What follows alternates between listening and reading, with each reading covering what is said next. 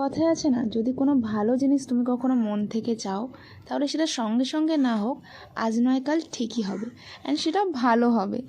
এটা হচ্ছে তার আরও একটা প্রমাণ।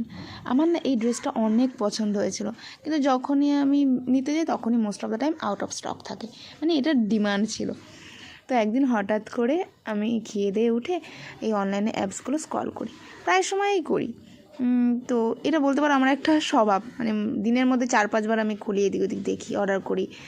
তো এই ড্রেসটা সেদিনকে এত কম প্রাইসে পেয়ে যাবো আমি ভাবতেই পারিনি। আমি না প্রথমে বিশ্বাস হয়নি, তারপর ভাবলাম যে না দেখি ভালো করে, তারপর দেখছি এখানে কোনো রিফান্ডেরও অপশান দিচ্ছে না, মানে এতটা লো প্রাইসে সেদিনকে ছিল এই ড্রেসটা, শুধুমাত্র এই ড্রেসটাই ছিল। তো আমি বললাম পছন্দ যখন হয়েছে, অনেক ভাবনা চিন্তা করার পরে না অর্ডারই করে দিই। আর আমি যেহেতু ক্যাশ অন ডেলিভারি করি না, প্রিপেডই করে দিই। তো ড্রেসটা যখন খুললাম, এই কালারটার জন্যই মেনলি আমার নেওয়া, এই royal blue, exact royal blue. তো আমি বললাম এই রয়্যাল ব্লুটা আসবে তো একদম পিওর।